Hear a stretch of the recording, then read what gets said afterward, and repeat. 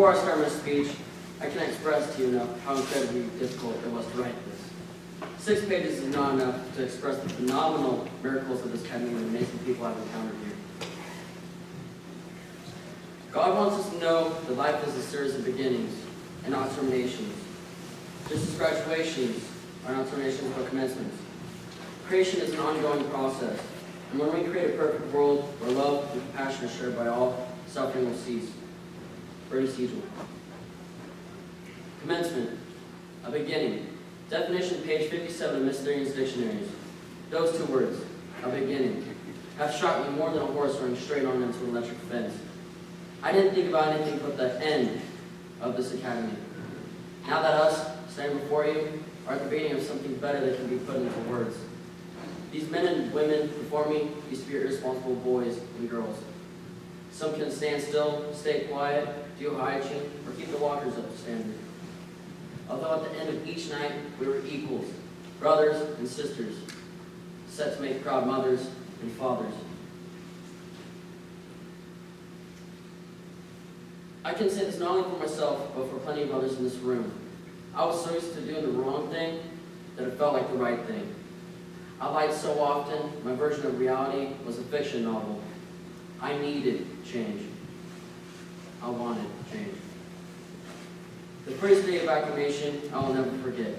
I came to the academy with a shaved head and was in my black-white apparel.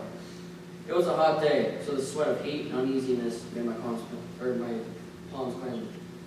At first, it was not so bad. Stand there, stand here, sign this, and sign that. I saw the faces of many other cadets that told me they hardly regretted the decision. I had it on my face. I had my final home-packed lunch, and I was talking to my family several minutes before my departure. My mother was teary-eyed and sniffling. She was the more affectionate and sensitive parent. On the other hand, I could hear my dad saying, "Get the hell in there!" He's more of a man that wants me to take a challenge head on and to be strong.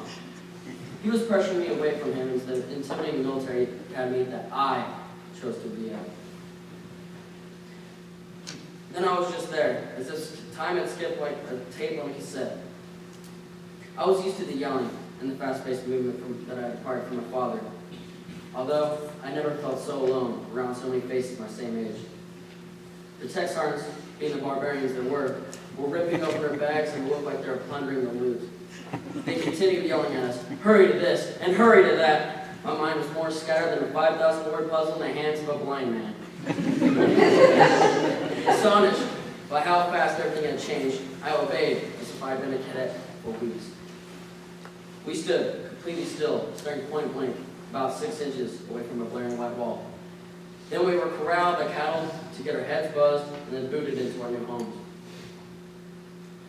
That was the first experience we had as brothers and sisters.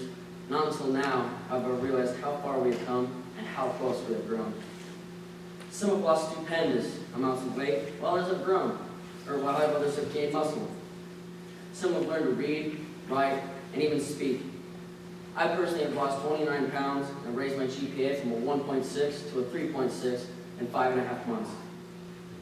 All this I've learned from organization, time hack, marching, folding shirts, striving to obey and uphold the standards of the honor code, and most important for me, push-ups.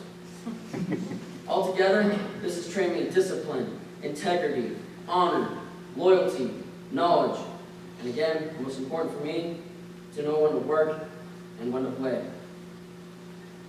As Tech Sergeant Turcotte taught us and instructed us every day, I want this to be done quickly, quietly, effectively, efficiently, and with extreme, and I mean extreme, discipline. Those are 5 words that he told us to apply to our lives, and that if we did, we would succeed. We used to be the underdogs of our society. Now we have an upper hand on most teenagers in our generation. All those people who thought we amounted to nothing, that we would be nothing. Look at us now. Now is the time we should focus on most. Not 10 minutes ago or an hour later, but now. Master Sergeant Larson lectured the squadron one evening about how every second that ticks by is a chance that you've lost and you cannot gain back. Therefore, there are 88,400 chances a day. This is something we learned here at this academy and became experts at. to make the best of our time now. We practice now so we can play later. We make the best of our time, and we change now to overlook our past and to celebrate now. IDYCA has changed us into the audacious adults that you see now. We're all a little weird, and life is a little weird. And when we find someone whose weirdness is compatible with ours, we join up with them and fall into mutually satisfying weirdness and call it love. True love. Robert Colby. There have been many cherished moments here at this academy. Although weird, I found love. This one time, Cadet Walters, Brown T, Beltran, and I shaved our heads skin bald. Our heads glistened like Mr. Clean's. Yeah, we got smart for that. Another time was when my flight, the Scouts, earned video game night. Halo, Guitar Hero, Wii Sports, Madden Football, Reese's, and a soda. Man, what else can you ask for? That's a night I will never forget. I recall this one time when the squadron did an exercise up and down this menacingly long stretch of road. We did this to earn our guide arms. I could see all these faces huffing and puffing, red and veins popping out. We were fighting for each other to succeed, not as an individual, but as a team, a band. Since I've been here at this academy, I've come to appreciate the small things, because that's what we are. Our lives are composed of a bunch of small things and experiences. Out of all the experiences I've had here, and I will miss the most, will have to be the small things, such as sitting in the laundry room with fellow cadets and sharing past experiences and memories, all the way to fraternizing with other flights to see what their base and daily life were like compared to ours. Or simply physical training and advancing stronger as a squadron, as a flight. Tech Sergeant Phillips was a man that really made me appreciate the small things, and he made me feel like a vital part of the team. Those are just a mere crumb of experiences that we've had out of the whole buffet.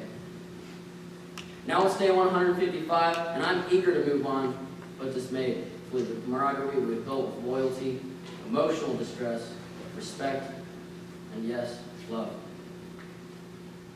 Mothers and fathers, uncles and aunts, grandmothers and grandfathers, brothers and sisters, mentors, friends, and family.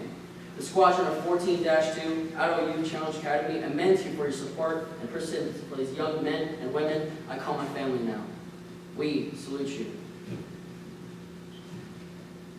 Tech Sergeants, Master Sergeants, Commandant, Major General, staff, and everyone else who helped form the young adults you see before you today, we as well salute you.